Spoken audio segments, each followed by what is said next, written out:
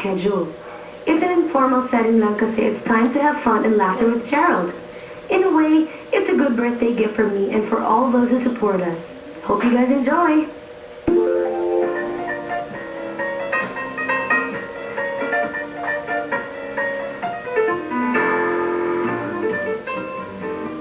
Hoy, ano ka ba? Kaya mong igugulo mo eh.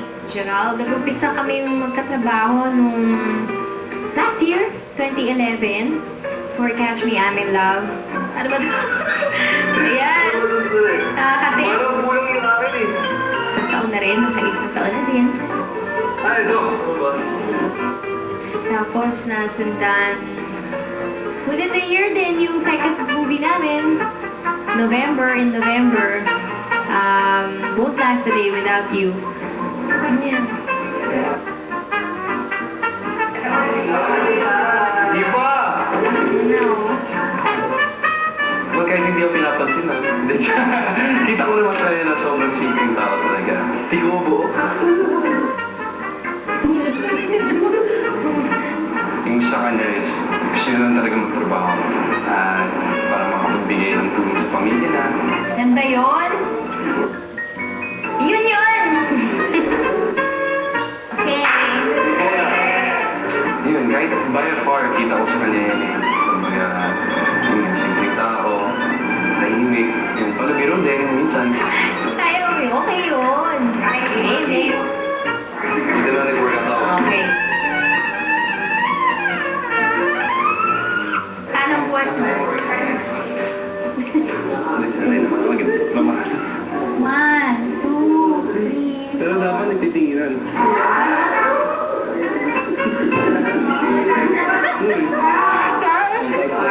Leo.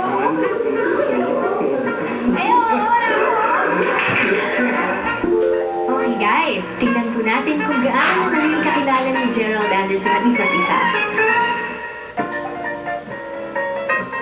Patay tayo. Patay. Bagsak agad. Marami-rami na rin, mga trivia, ganyan. Ayun, at saka alam ko na yung full name niya. May UX ba? Huwag ka nang mag-isip. Ito lang yun. Dati kasi nung nagpo-promote kami ng first movie namin, talagang wala. Talaga kami alam tungkol sa isa't isa. Mali agad. First question, mali agad. Ang agad. Hindi talaga tayo met for each other. Nagkaroon kami ng parang game din na, yun nga, parang mga questions about each other, ganyan. Pero wala kami nasagot, wala kami tama talaga. Okay.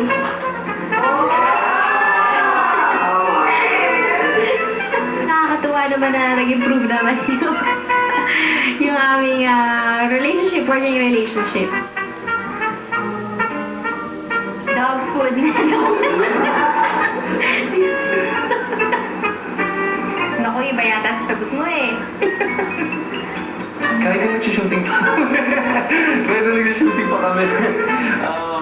By far pa rin yung ano namin. Pero minsan nakakausap ko siya.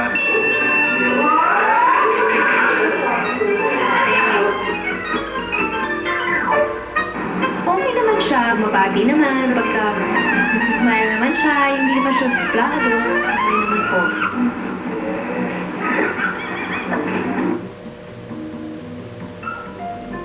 Hindi mo alam. Hindi. Ayan. Siyempre, mas nakakausap ko siya. Mas nakakausap ko siya na talaga. Ngayon, mas malalim na po yung napag-usapan namin. Hindi, alam mo yung totoo namin. Ayan. Kasi, may kapangalan siya na... Minsan nagkakasama kami sa opening number ng ASA. Tapos nagbabatian. Yung real.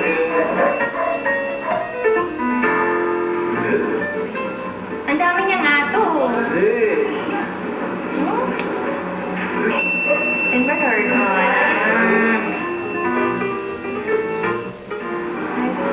Kilala mo. Sabi nga ni Ate Juday, diesel daw ako, ganyan. Parang sa umpisa nahihiya talaga, ganyan. Pero pagka talagang nag-warm up na, hindi na ako nahihiya. Okay?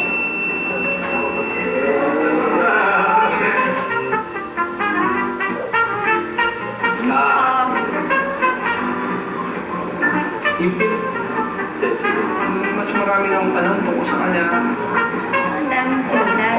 Maraming choices eh.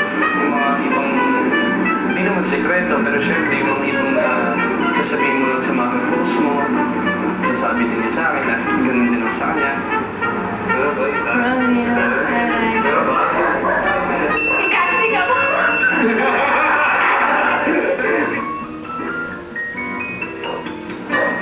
Okay, lagay ako dito.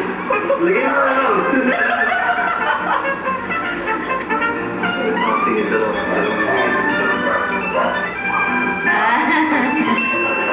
Ay, sorry!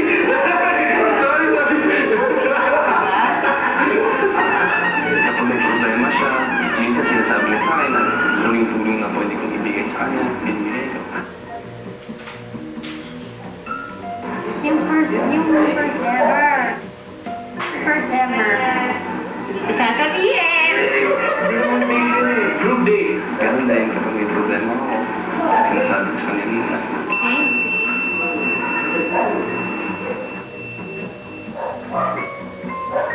My first gig. Sige nga. Yung personality. Alam mo, take away, tanggalin mo yung pagiging superstar niya, yung kasikatan niya lahat, kung ano meron siya ngayon. Yung personality talaga, sobrang panalo talaga, sobrang kakaiba. Okay, tagay. Sobrang genuine talaga, yung pagkatao niya talaga. To my beautiful pop star, Sarah G! Happy birthday. Naku, grabe. Woman na woman ka na. And I'm excited to see, now that you're super duper woman na, and nag-iba na ang image, I'm excited to see what more you can give to us. You're so blessed. So my wish for you is for your personal life, and of course, alam mo na yan, na maging beautiful ang inyong